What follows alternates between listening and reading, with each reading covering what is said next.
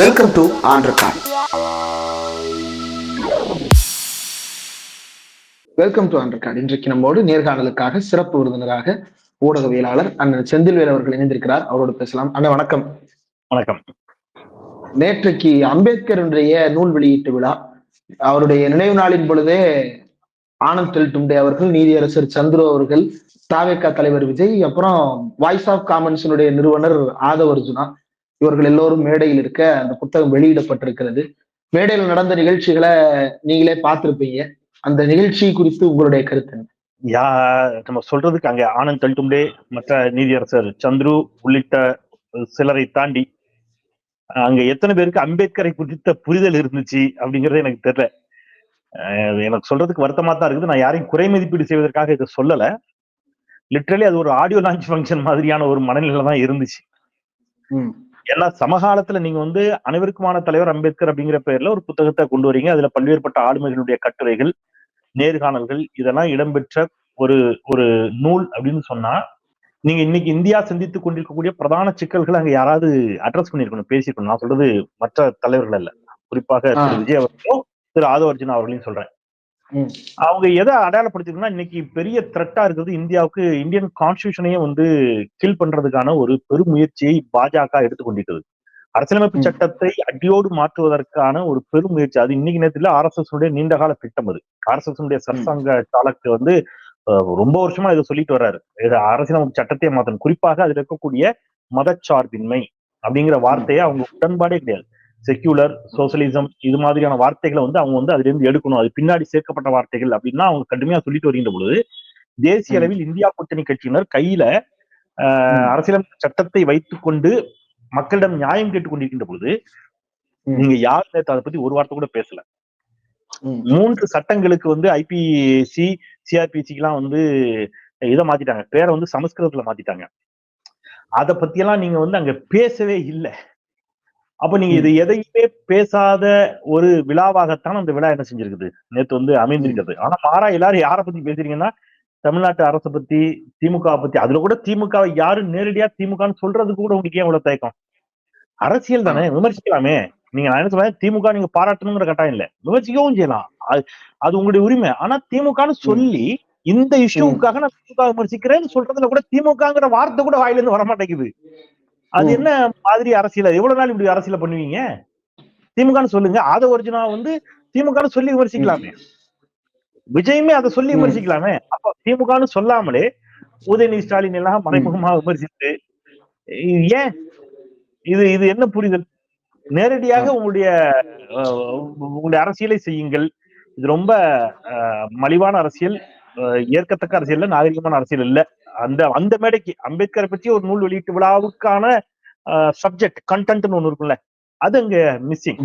அதுதான் நேற்று விழாவில பார்த்தது. ஆதவ் அர்ஜுனா ஒரு கட்சியினுடைய துணை பொதுச் செயலாளர். அது ஒரு கட்சி என்று சொல்வதை விட திமுக கூட்டணியில் பிரதான அங்கம் வகிக்கக்கூடிய விடுதலை சிறுத்தைகள் கட்சியினுடைய துணை பொதுச் செயலாளர்.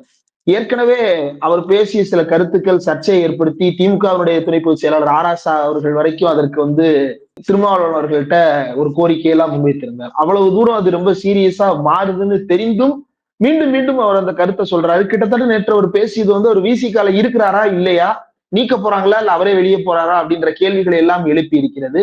அவர் பேசினதுல மன்னராட்சியை ஒழித்து கட்டுவோம், 2026 தேர்தலில் முடிவு கட்டுவோம்னு சொன்னதோடு இல்லாம விஜய் புதிய கருத்தியல் தலைவராக வந்திருக்கிறார் அப்படின்ற கருத்தை முன் வச்சிருக்காங்க. இந்த கருத்தை எப்படி பாக்குறீங்க? இதுல நீங்க மன்னராட்சியை ஒழித்து கட்டுவோம் அப்படின்னு அவர் பேசுனதுக்கு தான் இன்னைக்கு மாண்புமிகு துணை முதலமைச்சர் உதயநிதி ஸ்டாலின் கேட்டுக்க அறிவே இல்லாம பேசுறாரு அப்படின்னு. வேற என்ன சொல்றது? இதை கூட கடுமையான வார்த்தைகளை எப்படி பயன்படுத்துறதுன்னு தெரியல. உண்மையா அதுதான், அறிவே இல்லாம தான் பேசுறாரு. இங்க எங்க மன்னராட்சி இருக்குது?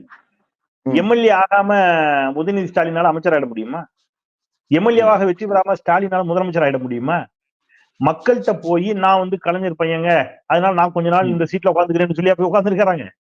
தேர்தல் நடந்து தேர்தலில் தங்களுடைய கோரிக்கைகளை முன்வைத்து, தங்களுடைய வாக்குறுதிகளை முன்வைத்து, அந்த வாக்குறுதிகளை மக்கள் ஏற்றுக்கொண்டு, மக்கள் வாக்களித்து பெரும்பான்மை இடங்களை பிடித்து ஆட்சியில் அமர்ந்து முதலமைச்சராக இருக்கிறார். கொடுத்த வாக்குறுதிகளை நிறைவேற்றிக் கொண்டிருக்கிறார். தொடர்ச்சியா வெற்றி பெற்றுக் கொண்டே இருக்கிறார்கள். 2 நாடாளுமன்ற தேர்தல், ஒரு சட்டமன்ற தேர்தல், உள்ளாட்சி தேர்தல் என்று எல்லாவற்றிலும் தொடர் வெற்றியை பெற்றுக் கொண்டிருக்கிறார்கள். பிரதான எதிரியாக பாஜக நாட்டிற்கு எவ்வளவு பெரிய ஆபத்து அப்படிங்கிறத சொல்லி வாக்குகளை கேட்டுக்கிட்டு இருக்காங்க. இதுல மன்னராட்சி எங்கிருந்து வந்துச்சு? நீங்க வந்து குறைந்தபட்சம் ஒரு அறிவு இருக்கக்கூடிய யாரா பேசணும்ல. அப்போ நீங்க ஒருவருடைய மகன் என்பதாலேயே அவர் வந்து எந்த பதவிக்கும் வரக்கூடாதா? இல்லையா? நான் என்ன கேக்குறேன், உதயநிதி ஸ்டாலின் துணை முதலமைச்சருடைய மகன். பெருமழை வெள்ள காலத்துல ஓரிரு நாள்ல அவர் பல்லாயிரம் கிலோமீட்டர் கார்ல பயணித்திருக்கிறார். சென்னையில ஃபிளட், சென்னையில ஃபுல்லா நிக்கிறார், விடிய நிக்கிறார். அடுத்தது விழுப்புரம், கடலூர் பாதிக்கப்படுகிறது, அங்க ஓடுறாரு. திருவண்ணாமலையில மலை சரிவு, மண் சரிவு, அங்க போய் நிக்கிறார். உயிரிழந்தவருடைய குடும்பத்துக்கு நேரடியாக போய் ஆறுதல் சொல்லுகிறார். இப்படி தேடி தேடி தேடி தேடி தேடி தேடி ஓடி ஓடி ஓடி ஓடி போய் ஆறுதல் சொல்லக்கூடிய ஒருவரை நீங்க வந்து போற போக்குல மன்னராட்சி, அப்பா பையன் இப்படிலாம் பேசுறது இருக்குல்ல, இது என்ன மாதிரியான லாஜிக்கான பதில்? இப்போ திரு விஜய் அவருடைய தந்தையார் வந்து ஒரு இயக்குனர் என்பதால் அவர் சினிமா துறைக்கு வர முடியுது. ஆனா சினிமா துறைக்கு வந்த பிறகு விஜய் கடுமையாக உழைத்ததால் தான் விஜய் இன்னைக்கு கொண்டாடப்படுகிறார். அவருடைய நடனம், அவருடைய ஸ்டைல், அவருடைய ஸ்டண்ட் இல்லையா? அந்த மாதிரி அப்பா அரசியல் இருக்கிறாரு அப்படிங்கிறதுக்காக மகன் அந்த கட்சிக்குள்ள வரலாம். ஆனா கடுமையாக உழைத்தால் மட்டும்தான் மக்கள் ஏற்றுக்கொள்வார்கள். அப்படி உழைத்துத்தான் அங்கீகாரத்தை பெற்றிருக்கிறார்கள் யாரு? ஸ்டாலினும், உதயநிதி ஸ்டாலினும். சோ இது வந்து இப்ப எனக்கு என்ன தோணுதுன்னா, முழுக்க முழுக்க இவருக்கு ஏதோ அசைன்மெண்ட் கொடுக்கப்பட்டிருக்கிறது. இவருக்கு வந்து திமுக கூட்டணியை உடைக்கணுங்கிற அசைன்மெண்ட் கொடுக்கப்பட்டிருக்கிறது. அந்த வன்மத்தை வார்த்தைகளில் வெளிப்படுத்திக் கொண்டே இருக்கிறார். முன்னுக்கு பின் முற்றிலும் முரணாக பேசுகிறார். நீங்க நேற்று பாத்தீங்கன்னா ஊழலை பிரதான பிரச்சனையா சொல்றாரு. ஊழலை ஒழிக்கணுங்கிறார். ரைட், வாழ்த்துக்கள். நான் சொல்றது ஆதவர்ஜனாவை ஊழலை ஒழிக்கணும்னு நீங்க சொல்றீங்க. Okay, well and good. ஆனா ஒரு நாள் முன்னாடி, நேற்று 6ஆம் தேதி, 5ஆம் தேதி ஒரு ட்வீட் போடுறாரு. செல்வி ஜெயலலிதா அவர்கள் ஆகச்சிறந்த ஆளுமை, ஆகா ஓஹோ சூப்பர் பிரமாதம், வாழ்க வாழ்க்கைலாம் போடுறாரு. யாரு?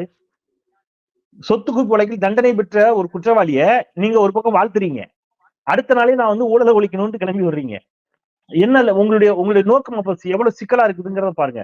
அதற்கு ஒரு நாள் முன்பாக களத்தில் இருக்கக்கூடிய முதலமைச்சர், துணை முதலமைச்சர் எல்லோருடைய உழைப்பையும் மறுதளித்து நீங்க வந்து பிரச்சனைன்னா இடைத்தேர்தலுக்கு மட்டும் எம்பி அமைச்சர்கள் எல்லாம் கிளம்பிருக்கிறீங்க, எம்எல்ஏக்கள் எல்லாம் கிளம்பிருக்கிறீங்க, இதுக்கு யாரும் போக மாட்டீங்களான்னு கேட்கிறாரு. டிவி பாக்குறாரா, செய்தி பாக்குறாரா, எதுவும் தெரியல. எல்லா அமைச்சர்களும் களத்தில் நிற்கிறாங்க. ஆனா 2015 செம்பரம்பாக்கம் ஏறி திறக்கப்பட்ட போது களத்திற்கே வராத செல்வி ஜெயலலிதா அவர்களே ஆளுமை மிக்க பெண் தலைவர்னு அடுத்த நாளே புகழ்றாரு. அப்ப உங்களுக்கு வேற ஏதோ அஜெண்டா என்ன? எஸ், இவருடைய அஜெண்டா என்னன்னா திமுக தமிழ்நாட்டுல ஆட்சிக்கு வரக்கூடாதுங்க.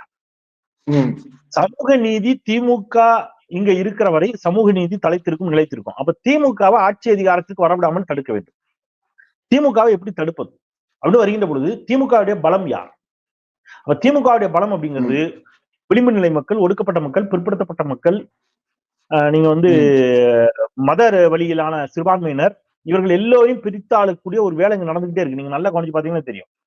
சின்னதா ஒரு பிரச்சனை வந்தா கூட பார்த்தீர்களா அப்படின்னு ஒரு கூட்டம் கிளம்புவாங்க. அது எல்லாமே என்னன்னு கேட்டீங்கன்னா, திமுக எப்படியாவது மீண்டும் ஆட்சிக்கு வந்து வர விட்டுறக்கூடாது அப்படிங்கிற நோக்கம்.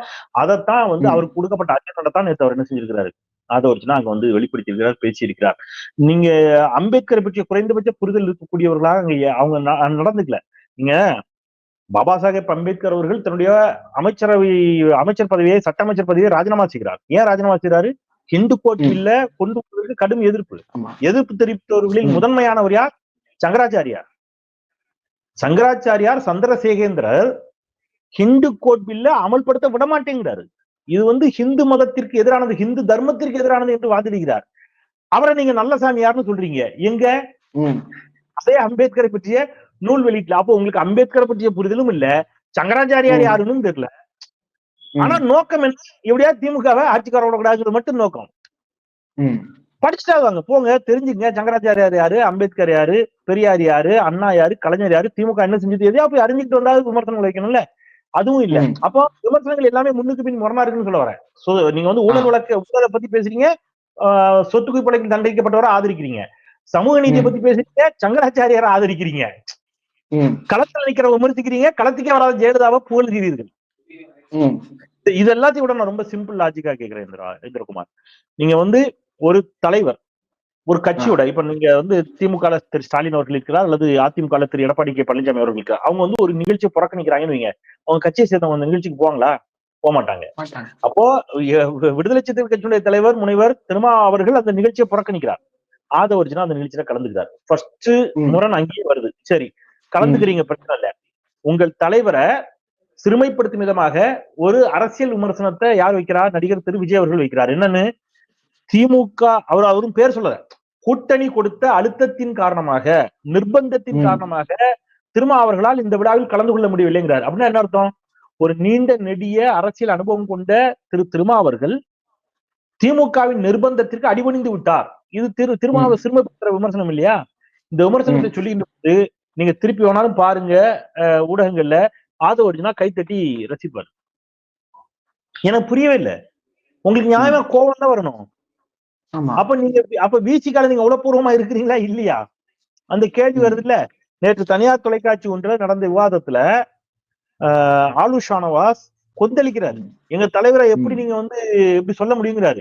இன்னொரு தனியார் தொலைக்காட்சியில் நடந்த விவாதத்துல திரு வன்னியரசு கொந்தளிக்கிறாரு.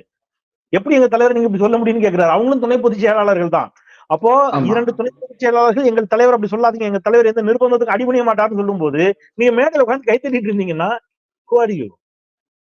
அப்ப நீங்க விசிகாவுக்கு உண்மையா இல்லைன்னு சொல்றேன். இதுல ஆதவ அர்ஜுனா அந்த நிகழ்ச்சியை ஆர்கனைஸ் பண்றவரு ஆதவ அர்ஜுனா தானே.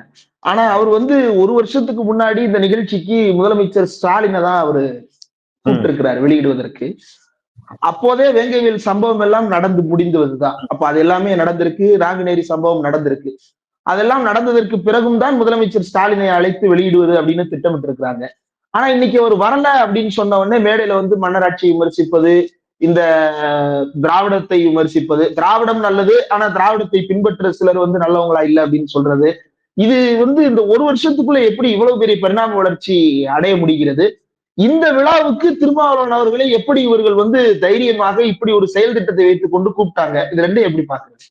இல்ல அதுதான். இப்போ நீங்க வந்து இன்னைக்கு ஆதவ அர்ஜுனாவை பற்றி ஒரு ஒரு எல்லோரும் அறிந்த ஒரு சேனல்ல பேரலையில இன்னைக்கு வந்து நீங்களும் நானும் உட்கார்ந்து நம்முடைய 1/2 மணி நேரத்தை ஒதுக்கி விவாதிக்கிறோம்ல, பேசுறோம்ல, அதுக்கு காரணம் ஆதவ அர்ஜுனா வைக்கின்ற அந்த பொறுப்பு மட்டும்தான். ஒரு மிக முக்கிய கட்சியில அவர் துணை பொதுச் செயலாளராக இருந்து இந்த கமெண்ட பண்றதுனாலதான் நம்ம அதை பேசுறோம். இல்லைன்னா யாரு பேச போறோம்? அப்போ ஆதவ அர்ஜுனாவுக்கு நல்லா தெரியுது, நாம பிசிகாவில போய் ஒரு நல்ல பொறுப்பை வாங்கணும்னா நம்ம மீது ஒரு பெரிய லைம் லைட் விழும். நாம வந்து பெரிய அளவுல அடையாளப்படுத்தப்படுவோம். அடையாளப்படுத்தப்பட்ட பிறகு உள்ளுக்குள் இருந்து கொண்டே திமுக கூட்டணியை உடைப்போம். ஏன்னா இப்ப நீங்க சிறுத்தைகள் என்ன விரும்புவாங்க? ஏன் திரும்ப முதலமைச்சர் ஆகக்கூடாதா அப்படின்னு கேட்டாச்சுன்னா எல்லா சிறுத்தைகளும் என்ன ஆவாங்க? எஸ், ஏன் ஆகக்கூடாதா அப்படி அதுவும் அவங்க தலைவர் நேசிக்கிறாங்க, அந்த இடத்துக்கு வருவாங்க. ஆனால் திருமாவர்களுக்கு பிராக்டிக்கல் என்னன்னு தெரியும், யதார்த்தம் என்னன்னு தெரியும். பிசிகாவுடைய வாக்கு வங்கி என்ன, திமுகவுடைய வாக்கு வங்கி என்ன, அதிமுகவுடைய வாக்கு வங்கி என்ன, இது அவங்களுக்கு தெரியும். அப்ப இந்த தொண்டர்களை தூண்டி விட்டு நமக்கு வந்து கூடுதல் இடங்கள் கிடைக்கும், நமக்கு வந்து அமைச்சரவையில் இடம் கிடைக்கும், நம்ம ஏன் கூட்டணியில் இருக்கலாம் அப்படிங்கிற மாதிரியான ஒரு கலக குரலை கட்சிக்குள் இருந்தே எழுப்பி திமுக கூட்டணியில இருந்து விசிகாவை புடிச்சிட்டு வரணும். ஒருவேளை அது சாத்தியம் இல்லைன்னா கூட இவருக்கு கிடைத்த இந்த குறுகிய காலத்தில் கிடைத்த புகழ் வெளிச்சத்தின் மூலமாக தாவேகாவில் தன்னை இணைத்துக் கொண்டு தாவேகாவில் ஒரு பொறுப்பை வாங்கிக்கணும். எனக்கு கிடைத்த தகவல் தாவேகாவில் அவர் பொருளாளரான ஆச்சரியம் இல்லை. அந்த மாதிரி வந்து ஒரு தகவல் வெளியாகிறது. அப்போ ஏதோ இடத்துல அவர் என்ன செய்யணும், ஆன்டி டிஎம்கே அப்படிங்கிற அவர் ஸ்டாண்ட்ல தெளிவா இருக்கிறாரு. தவறு இல்லை, அது உங்களுடைய உரிமைன்னு கூட நான் எடுத்துக்கிறேன். திமுக எதிர்ப்பு ஸ்டாண்ட் எடுக்கிறது என்ன எடுக்க கூடாதுன்னு எதுவும் இதுவோ அப்படிலாம் கிடையாது, உங்க உரிமை. ஆனா நீங்க அதை எப்ப எடுக்கணும்னா திமுக கூட்டணியில் இருக்கக்கூடிய விசிகாவினுடைய துணை பொதுச் செயலாளராக இருந்து கொண்டு நீங்க இதை பேசக்கூடாது. நீங்க உங்க பதவியை ரிசைன் பண்ணுங்க, விசிகால இருந்து வெளியில வந்துருங்க. வெளியில வந்துட்டு நீங்க ஒரு சாமானியனா என்ன வேணாலும் வைங்க. அல்லது திமுக கூட்டணியில் இருக்கக்கூடிய விசிகாவே திமுக மீது விமர்சனம் வைக்கிறது, திமுக கூட்டணியில் இருக்கக்கூடிய இடதுசாரிகளும் திமுக மீது விமர்சனம் வைக்கிறார்கள் சாம்சங் போராட்டத்துல. ஆனா இடதுசாரிகளோ திருமாவோ மோடியையும் ஜெயலலிதாவையும் பாராட்டியதில்லை. நீங்க நேற்று மேடையில மோடியையும் ஜெயலலிதாவையும் பாராட்டுறீங்க, நேற்று மேடையில மோடியை பாராட்டுறீங்க, முந்தா நாள் ட்விட்டர்ல ஜெயலலிதாவை பாராட்டுறீங்க. மோடி என்ன சொல்றீங்க? வாரிசு அரசியலும் ஊழல் அரசியலையும் எதிர்த்துத்தான் மோடி வந்து 2014 தேர்தலை சந்தித்தார், வெற்றி பெற்றார். அதன் பிறகு இப்போ வரைக்கும் அவர் அசைக்கவே முடியலங்கிறீங்க. கிரெடிட் கொடுக்குறீங்களா அவருக்கு அசைக்க முடியலன்னு? அவர் அசைக்கப்பட வேண்டியவரா இல்லையா? அதை பத்தி நீங்க நேற்று பேசுனீங்களா? சரி, மோடி ஆட்சியில 7 லட்சம் கோடி ஊழலை பத்தி சிஏஜி பேசுச்சே, அதை பத்தி நீங்க நேற்று பேசுவீங்க, அந்த ஊழலை பத்தி பேசுவீங்களா மாட்டீங்களா? ஆயுஷ்மான் பாரத் திட்டத்தை மட்டும் 7.5 லட்சம் பேரை வந்து ஒரே எண்ணில் 9 9 9 9 9 9 9 10 நம்பர் 9ன்னு இருக்கிற மாதிரி ஒரு நம்பரை செட் பண்ணி ஆயுஷ்மான் பாரத் திட்டத்துல மட்டும் பல லட்சம் கோடி கொள்ளடிச்சீங்களே, அதை பத்தி பேசுவீங்களா இல்லையா? அப்ப அதெல்லாம் ஊழல் கணக்குல வராதா? இது வந்து நீங்க வேங்கவேலை பத்தி பேசுனதுனால சொல்றேன். வேங்கை வயல தொடர்ந்து இவங்க பேசிக்கிட்டே இருக்கிறாங்க. வேங்கை வயல் ஒரு சமூகத்திற்கு ஏற்பட்ட ஒரு பெரிய அவமானம். ஆனா அதற்கு முன்பு திண்ணியத்துல மனிதர்கள் வாயிலே மலத்தை திணிச்சாங்க. இதற்கு முன்பு சாணிப்பால் கொடுக்கப்பட்ட கொடுமைகள் இங்கே நடந்திருக்கிறது. இங்க வந்து தீண்டாமை சுவர் இருந்திருக்குது. வட இந்தியாவுல இன்னும் மோசமா இருந்திருக்குது. இதெல்லாம் திமுக ஆட்சி கொண்டு வந்ததா இல்ல திமுக ஆட்சிக்கு போனா இதெல்லாம் முடியக்கூடியதா? இதெல்லாம் திமுக தான் தோற்று வச்சதா? இதனுடைய தோற்றுவாய் எது? அம்பேத்கரை யார் அடிமைப்படுத்தினார்கள்? திமுகவா, திராவிடமா? அப்ப இந்தியா முழுவதும் இருக்கக்கூடிய ஏற்றத்தாழ்வுகளினுடைய காரணியாக இருப்பது வர்ணாசிரம அந்த படிநிலைகள், அந்த சிஸ்டம். அந்த சிஸ்டத்தை நீங்க கேட்டீங்களா? கேள்வி கேட்டிருக்கீங்களா இது வரைக்கும் யாராவது? அன்பு சகோதரர் விஜயாவது அந்த சிஸ்டத்தை பத்தி கேள்வி கேட்டிருக்காரா? இந்த பார்ப்பனிய சித்தாந்தம் தான் பிரச்சனை, இந்த ஆரிய சித்தாந்தம் தான் பிரச்சனை, இந்த சமஸ்கிருத இந்த வர்ணாசிரம அடக்குமுறைகள் தான் இந்த நாட்டினுடைய சிக்கல்கள், நீங்க அதை அடிச்சு உடைக்கிறதுக்கான வேலையை செஞ்சிருக்கீங்களா? அம்பேத்கர் அதை செய்தார், பெரியார் அதை செய்தார், கலைஞர் அதை செய்தார், ஸ்டாலின் அவர்கள் அதை செய்து கொண்டிருக்கிறார். உதயநிதி ஸ்டாலின் சனாதனத்தை எதிர்த்து ஒழித்து கட்ட வேண்டும் என்று அவர் பேசி இன்னைக்கு இந்தியா முழுவதும் வழக்குகளை வாங்கி நிற்கிறார். நீங்க யாரும் அதை பேசக்கூட தயாரா இல்ல. பேசிட்டு இருக்கிற போய் நீதான் குற்றவாளிக்குள்ள ஏத்துறீங்க. சரி, நீங்க எல்லாம் சாதி ஒழிப்புக்காக எவ்வளவு போராட்டத்தை நடத்திட்டீங்க? எத்தனை மாநாடு நடத்துனீங்க? எவ்வளவு ஊர்ல போய் சாதி ஒழிப்புக்கான விழிப்புணர்வு பரப்புரைகளையோ என்ன பண்ணீங்க? நீங்கலாம் இது வரைக்கும் என்ன செஞ்சிருக்கிறீங்க? திமுக செஞ்சத பட்டியல் போடுவோமா? அம்பேத்கருக்கு திமுக செஞ்சத பட்டியல் போடுவோமா? என்னுடைய நினைவு சரியாக இருந்தா 1992 திரு விஜய் அவர்கள் சினிமாவுக்குள்ள வர்றாரு. 1990 சென்னை சட்டக்கல்லூரிக்கு டாக்டர் பாபா சாஹேப் அம்பேத்கர் பெயர் சுட்டி அழகு பார்த்தவர் முத்தமிழர் டாக்டர் கலைஞர். அம்பேத்கர் சட்டக்கல்லூரி 96 அன்னைக்கு 96 ஆதவர்ஜனாவை தமிழ்நாட்டில் எத்தனை பேருக்கு தெரியும்? விஜய் 3-4 படங்கள் நடித்திருந்த காலகட்டம் அது. அந்த 96 இந்தியாவில் முதன்முறையாக ஒரு சட்ட பல்கலைக்கழகத்தை உருவாக்கி அதற்கு பாபா சாஹேப் அம்பேத்கர் பெயரை வைத்தவர் கலைஞர். அம்பேத்கரின் தனி மணிமண்டபம் கட்டியவர் கலைஞர். இன்னைக்கு வந்த அரசு, இந்த அரசு முத்துவேல் கருணாநிதி ஸ்டாலின் தலைமையிலான அரசு அம்பேத்கர் பிறந்த நாளை சமத்துவ நாளாக அறிவித்திருக்கிறது. ஊரும் சேரியுமா இருக்குது. இதை உடைக்கணும். அம்பேத்கர் முயற்சி செய்தார், பெரியார் முயற்சி செய்தார். ஆட்சி அதிகாரத்தை பயன்படுத்தி என்ன செய்யறதுன்னு யோசிக்கிறார் கலைஞர். ஒரு சமத்துவபுரம் திட்டத்தை கொண்டு வர்றாரு. அப்ப முயற்சி நடந்துகிட்டே இருக்குது. அனைத்து சாதியினரும் அத்தகராவணும் முயற்சிக்கிறாங்க. இதுக்கு இடையில 4 பேர் என்ன செய்யறான்? வேங்கவேல் மாதிரியான பிரச்சனை, திண்ணியம் மாதிரியான பிரச்சனை, தீண்டாமை சுவர் இது இருக்குது. ஆனா இதை இந்த அரசு என்கரேஜ் பண்ணதா? இல்ல. இதை உடைக்கிறதுக்கு அரசு வேலை செய்தா? செய்யுது. விழிப்புணர்வு ஏற்படுத்ததா? எடுத்தது. சட்ட ரீதியான நடவடிக்கை எடுக்குதா? எடுக்குது. அதை நீங்க அதுல உங்களுடைய பங்களிப்பை கொடுங்க, வாங்க சேர்ந்து பயணிப்போம். இது வந்து திமுக தொடங்கியதும் அல்ல, திமுகவோடு முடிய போறதும் அல்ல.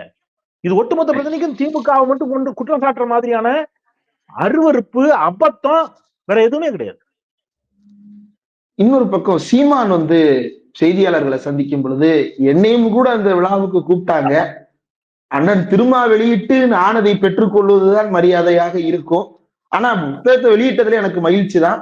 மற்றபடி எல்லாரையும் கூப்பிட்டு இருக்கிறாங்க, என்னையும் கூப்பிட்டாங்க, ஆனா நான் போகல அப்படின்ற கருத்தை அவர் சொல்லி இருக்கிறார். இதை எப்படி பாக்குறீங்க? எனக்கு என்ன தோணுது அப்படின்னா, அவர் வந்து விஜயோடு கூட்டணி சேர தயாரா இல்ல, அதை சொல்லிட்டார். ஆனால் தன்னை சங்கி என்று வெளிப்படையாகவே ஒத்துக்கொண்டார், அடையாளப்படுத்திக் கொண்டார். ஒருவேளை நிர்மலா சீதாராமன் அவர்களோ, ஏன் இப்ப இருக்கக்கூடிய சங்கராச்சாரியாரோ அல்லது ஹெச் ராஜாவோ அண்ணாமலையோ இந்த புத்தகத்தை வெளியிட்டிருந்தால் ஒருவேளை சீமான் பெற்றுக் கொண்டிருப்பார். ஏன்னா இவர்கள் எல்லாம் சீமானுக்கு நண்பர்கள், சங்கிகள். சங்கி என்றால் நண்பன் இல்லையா? அவர் தானே சொல்றாரு. அல்ல, இவர்கள் எல்லாம் இவருக்கு நண்பர்கள். அதனால அவர் பெற்றுக் கொண்டிருக்க கூடும். ஆனா இதுக்கு பின்னாடி இன்னொரு அரசியல் நடந்திருக்கு. நீங்க கேட்ட கேள்வி ரொம்ப முக்கியமான கேள்வி. சீமானையும் அழைத்ததன் பின்னால் இருக்கக்கூடிய நோக்கத்தை நான் என்னவாக பார்க்கிறேன்னா, விஜய், சீமான், திருமாவளவன் உள்ளிட்டோரை அடக்கிய ஒரு கூட்டணியை உருவாக்குவதற்கான ஒரு வேலையை எங்கிருந்தோ செய்திருக்கிறார்கள். ஆனால் முனைவர் எழுச்சி தமிழர் திருமாவர்கள் நீண்ட நெடிய அனுபவம் கொண்டவர். அவர் வந்து இது எவ்வளவு பெரிய பேராபத்துல போய் முடியும், அது பாஜகவுக்கு எவ்வளவு வலு சேர்க்கும், மகாராஷ்டிரால என்னாச்சு, காஷ்மீர்ல என்னாச்சு, பீகார்ல என்னாச்சு, எல்லா மாநிலங்களிலும் நடந்த அரசியல் அவர் பார்த்தாரு. ஹரியானா, ஒடிசா ஒன்னொன்னையும் பாக்குறாரு. தமிழ்நாட்டிற்கு அந்த நிலை வந்துவிடக்கூடாது என்பதில் அவர் உறுதியாக இருக்கிறார். அதனால அவர் என்ன செஞ்சிட்டாரு? இதை நிராகரிச்சிட்டார். அவர் நிராகரித்தவுடன் இவங்களுக்கு வந்து இந்த திரைப்படத்துல ஒரு எதிர்பாராத ட்விஸ்ட் அப்படிங்கிற மாதிரி அவர் வருவார் உறுதியா நம்பினாங்க. அவர் வரலன்னு உடனே இவங்களுக்கு பதட்டம் ஆயிடுச்சு. என்ன பண்றதுன்னு தெரியல. அந்த பதட்டத்தில் அவர்கள் எல்லாவற்றையும் தவறாக தப்பு தப்பா செய்ய ஆரம்பிச்சிட்டாங்க. நிறைய விஷயங்கள் பகிர்ந்துகிட்டீங்க. ரொம்ப முக்கியமான சில விஷயங்களை கோடிட்டு காட்டிருக்கீங்க. இவ்வளவு நேரம் ஒதுக்கி இந்த நேர்காணல் தந்ததற்கு மிக்க நன்றிங்க. நன்றி.